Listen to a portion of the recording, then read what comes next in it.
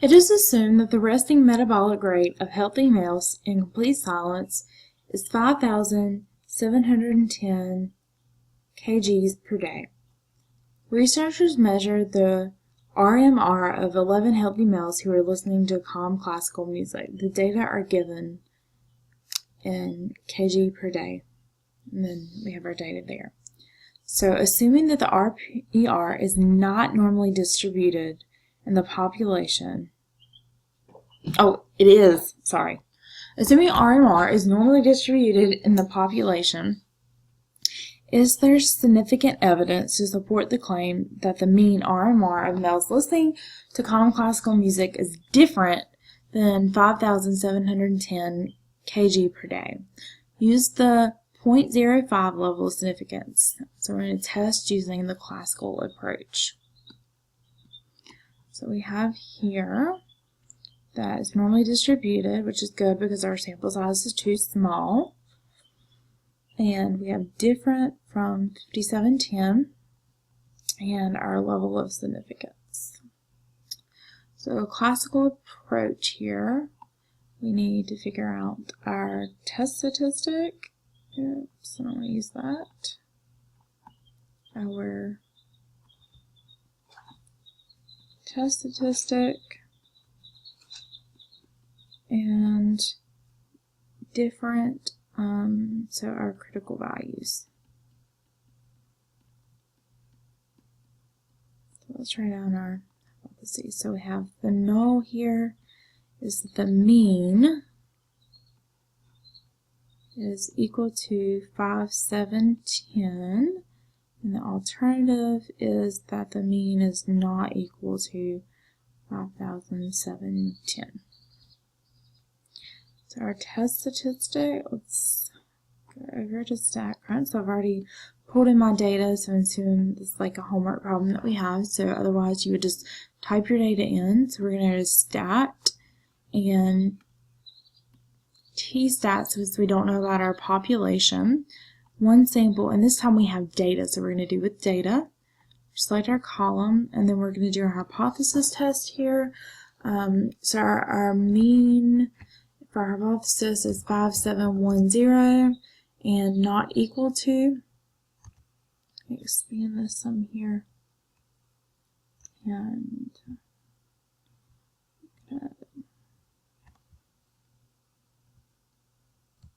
actually do these two and click compute. So we can see our values there. So you can actually see it's a good thing that it's normally distributed because we have an outlier here on our box plot, and our normality plot here appears that there's an outlier. So we had the curves here. This would probably be outside of the curves. So it's a good thing there that the population is normally distributed. So our test statistic here is negative 0.003.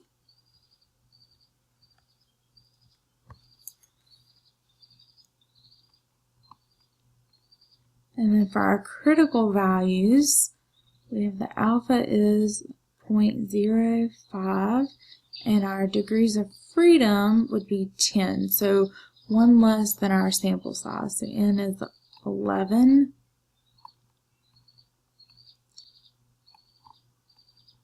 So our degrees of freedom is one less. So I'm going to go to StatCrunch here and Stat Calculators and T.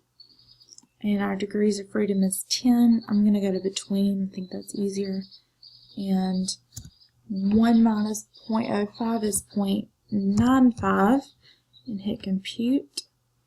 So negative 2.228 and positive. So our critical values here are plus and minus 2.228. I'm just going to double check that here.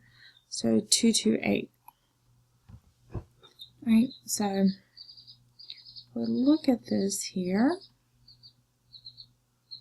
So we have our region, and draw these out. So we have negative and negative 2.228 and positive 2.228, and our critical regions here.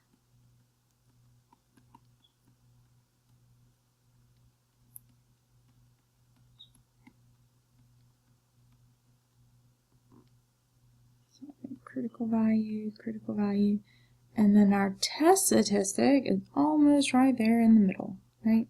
So our test statistic is negative 0.003. So here we would have that we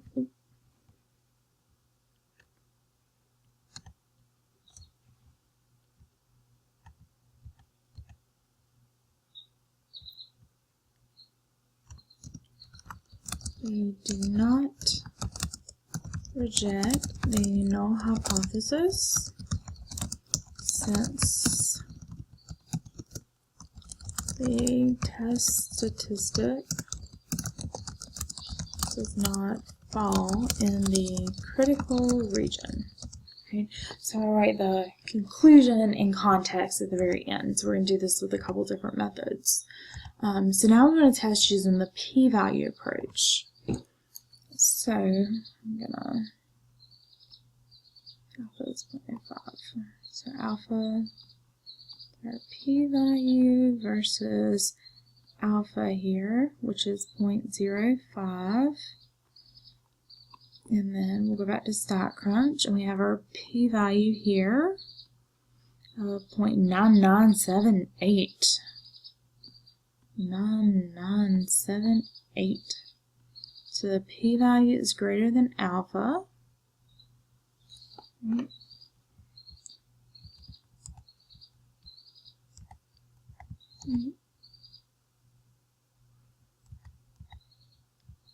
So copy this down here.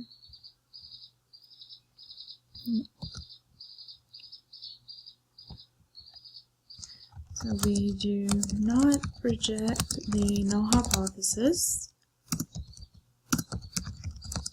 since the p-value is greater than alpha. Okay. And then lastly, we want to test the claim by constructing a 95% confidence interval. So I'm going to come back into StatCrunch. I can actually go to options and just click edit here and click confidence interval and hit compute. And expand this.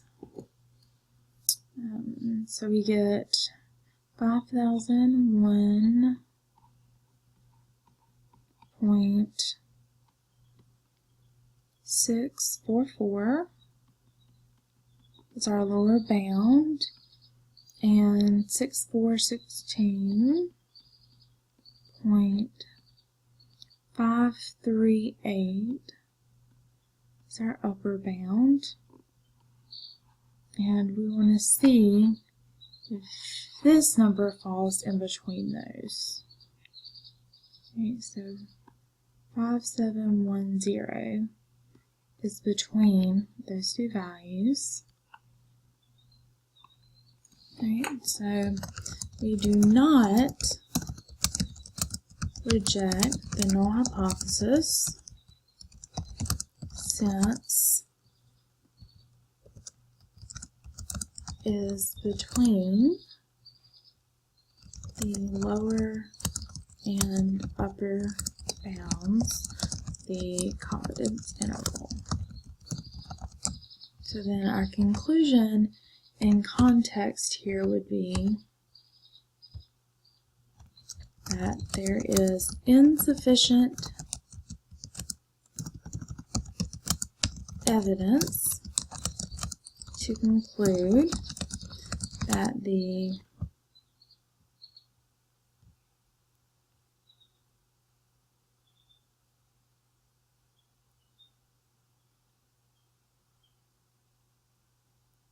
mean RMR of males listening to calm classical music is different from 510 kg per day.